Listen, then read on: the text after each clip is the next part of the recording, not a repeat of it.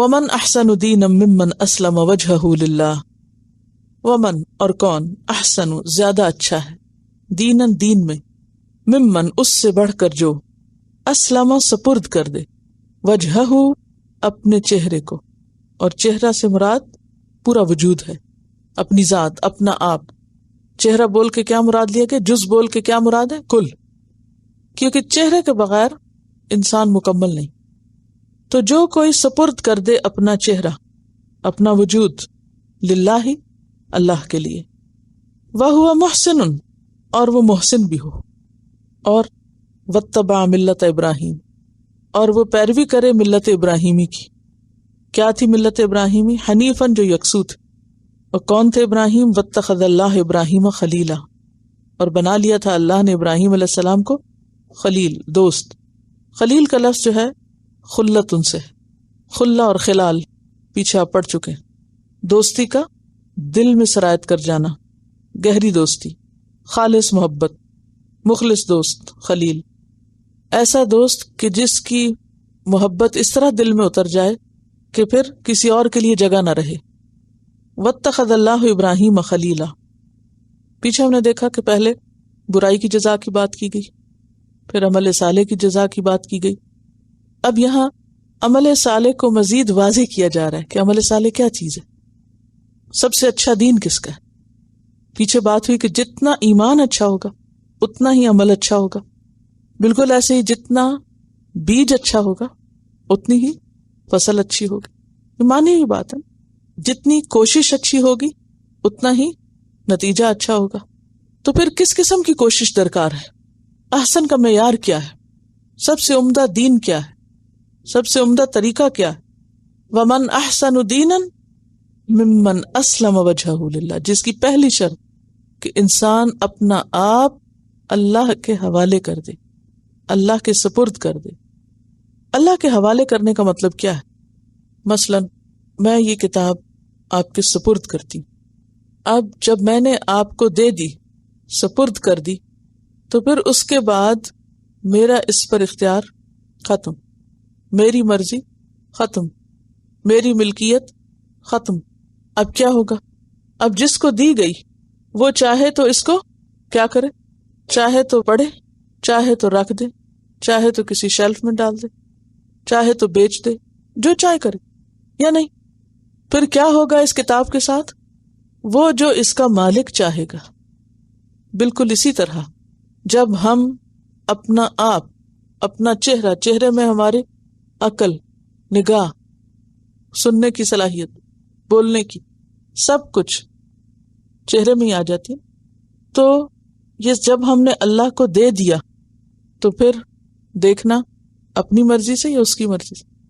اللہ کی مرضی سے۔ پھر جو چیز اسے پسند نہیں دیکھنی وہ دیکھنی بھی نہیں، سننا اس کی مرضی سے، بولنا اس کی مرضی سے، ہر چیز پھر اس کی مرضی سے۔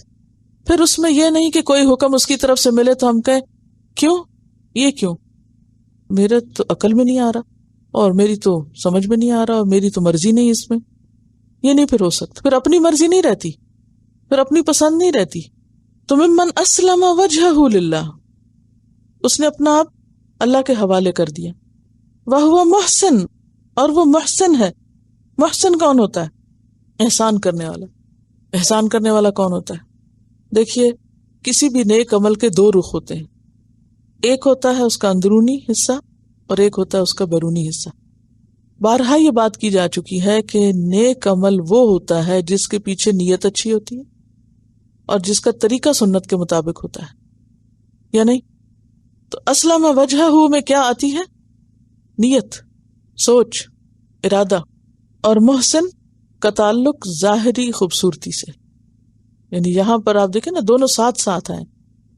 اگر احسان کا لفظ الگ آئے تو پھر اور معنی ہوتے ہیں، لیکن یہاں پر ایک ہی عمل کے لیے یا ایک ہی شخص کے دو رخ ہیں۔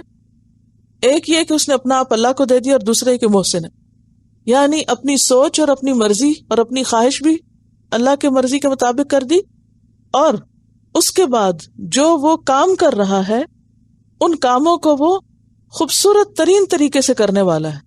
اور کوئی بھی اچھا عمل سب سے خوبصورت کیسے ہو سکتا ہے؟ جو سنت کے مطابق ہو۔ اس کی کیا دلیل ہے کہ سب سے خوبصورت عمل سنت کے مطابق عمل ہے. کوئی دلیل دیجیے.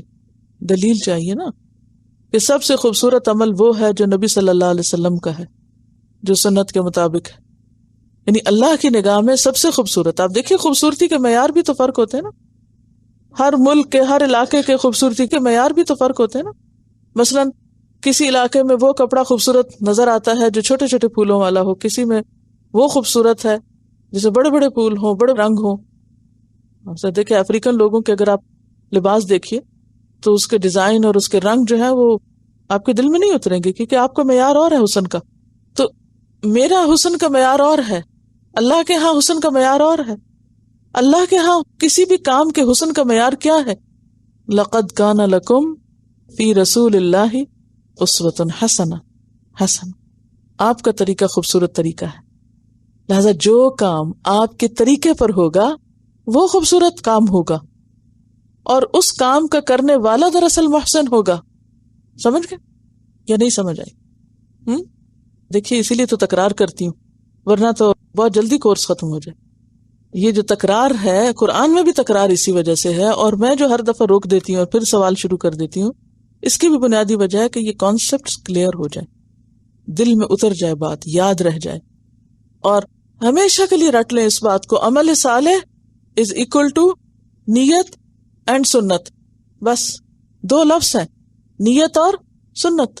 نیت اچھی ہو، کام سنت کے مطابق ہو. نیت کا تعلق دل سے ہوتا ہے، ارادے سے ہوتا ہے، سوچ سے ہوتا ہے، اور عمل کا تعلق یعنی اعمال ظاہر میں ہوتے ہیں اور سنت کے مطابق. اب اس میں آپ دیکھیے کہ خصوصاً دین کے معاملات جو ہیں نا، یعنی شرعی احکام جو ہیں، ان میں جو بھی کام ہے وہ سارے سنت کے مطابق. باقی جو دنیاوی کام ہے، مثلاً آپ کوئی باغ لگانا چاہتے ہیں یا کوئی اور، تو نبی صلی اللہ علیہ وسلم نے ان امور کے بارے میں کیا فرمایا؟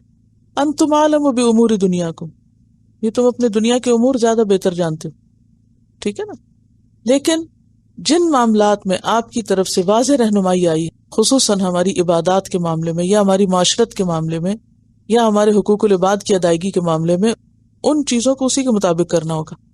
مثلا نماز ہے تو نماز ہم سب پڑھ لیتے ہیں، لیکن فکر ہماری کیا ہونی چاہیے کہ ہمارا طریقہ زیادہ سے زیادہ قریب ترین ہو کس کے؟ نبی صلی اللہ علیہ وسلم کے. اب آپ دیکھیے کہ بہت سے لوگ یہ دعویٰ کرتے ہیں ہمارا طریقہ قریب ہے، ہمارا قریب ہے، ہم زیادہ بہتر، ہم زیادہ. لیکن کسی کے بھی طریقے کو فالو کرنے کے لیے آپ دلائل کو دیکھیں گے. نماز نبوی اسی لیے پڑھانے لگے آپ کو.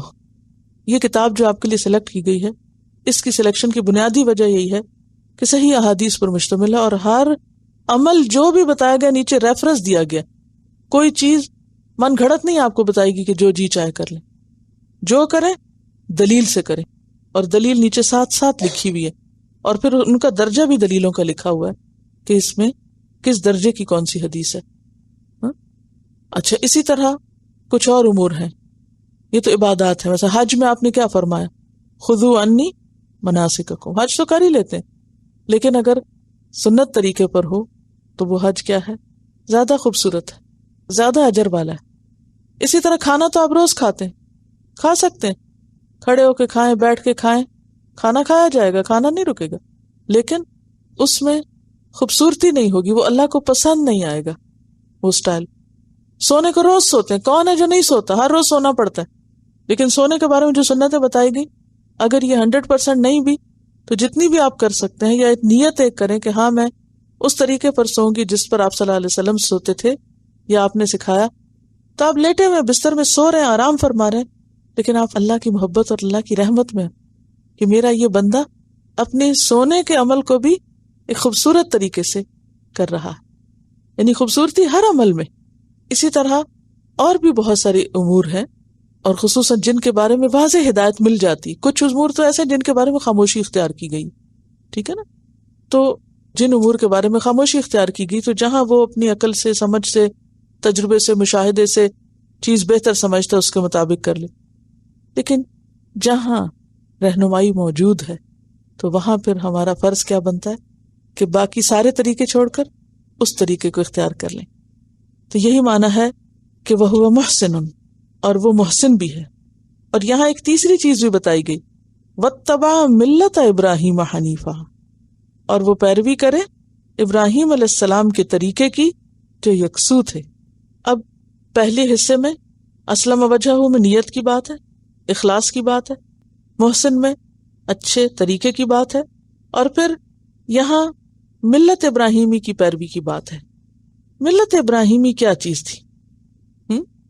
ابراہیم علیہ السلام اللہ کے بندے جن کے اندر یہ ساری صفات تھی. اذ قال لہ ربہ اسلم، کیا کہا تھا؟ اسلمت لرب العالمین.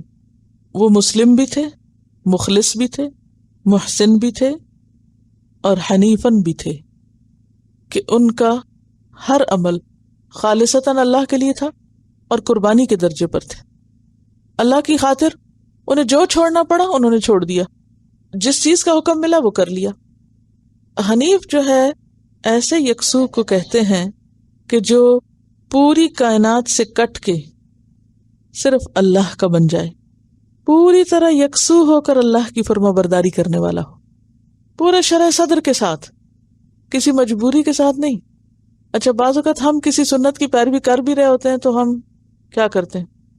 بے دلی سے، یا پھر مشکل سمجھ کے، یا پھر دوزخ کے ڈر سے، یا پھر ہوم ورک ملا ہے تو اب کر لیتے ہیں. ابراہیم علیہ السلام کا طریقہ کیا تھا؟ مکمل وفاداری، جیسے کہا ویسے کر لیا.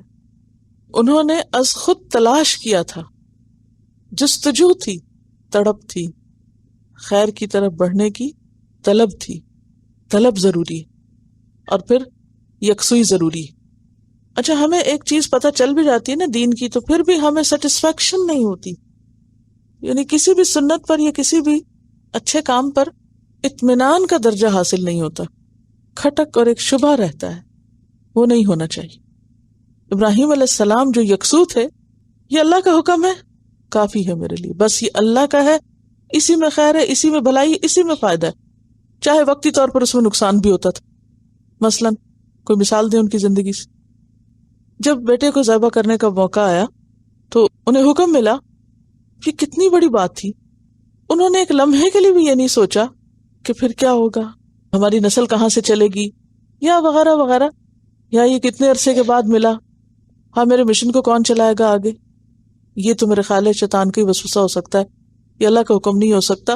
اور کوئی بھی تعویل کر کے فوراً اس سے ادھر ادھر ہو جاتے. لیکن انہوں نے کوئی تعویل نہیں کی. ہمیں جب کوئی کام نہیں کرنا ہوتا تو ہم کیا کرتے؟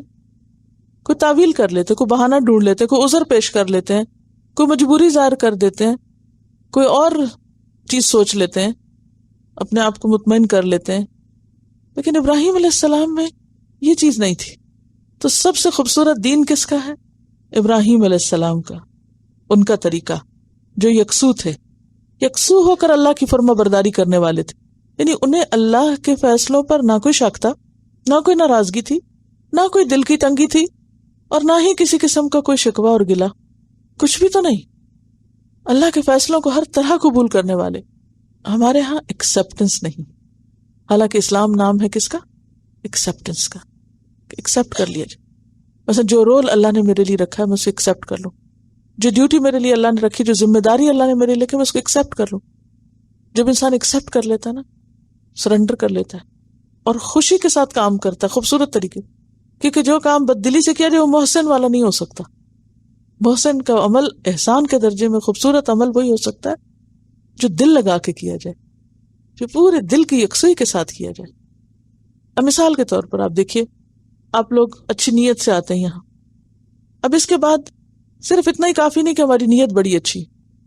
اگلا درجہ علم حاصل کرنے میں کیا ہے کہ کس درجے پہ آپ سیکھیں؟ احسان کے، احسن سے احسن. اور احسان کی تعریف کیا ہے؟ ان تعبد اللہ کأنک تراہ، جیسے تم اللہ کو سامنے دیکھ رہے ہو. فإن لم تکن تراہ فإنہ یراک. اگر یہ کیفیت نہ ہے تو یہ اتنا ضروری یاد رہے کہ وہ دیکھ رہا ہے. جب ہم یہ یقین کر لیتے ہیں کہ وہ دیکھ رہا ہے تو کام خود ہی اچھا ہو جاتا ہے. جب یہ کسی کے اندر کیفیت آتی ہے تو پھر وہ اللہ کا پیارا ہو جاتا ہے. واتخذ اللہ ابراہیم خلیلا، ایسے لوگوں کو پھر اللہ اپنا دوست کہتا ہے. نبی صلی اللہ علیہ وسلم نے فرمایا، صحیح مسلم کی روایت ہے، اللہ تعالیٰ نے مجھے بھی خلیل بنایا ہے جس طرح ابراہیم علیہ السلام کو خلیل بنایا تھا. کیونکہ جیسا کرو گے ویسا بھرو گے نا. آپ جتنے اللہ کے لیے خالص ہوگے اللہ کے ہاں بھی اتنا ہی مقام پاؤ گے. تھوڑا دو گے تھوڑا ملے گا، زیادہ دو گے زیادہ ملے گا. تو وہ ساری نفسیاتی رکاوٹیں دور ہونی چاہیے اللہ کے راستے میں کوئی بھی کام کرتے ہوئے اور کسی بھی دوسرے سے کوئی صلہ چاہتے ہوئے، کہ سب کچھ اس کے لیے ہو. تو بنیادی طور پر سب سے پہلے اخلاص پہ ابھارا گیا، پھر عمل پہ ابھارا گیا، اور پھر ملت ابراہیم کی پیروی پر ابھارا گیا.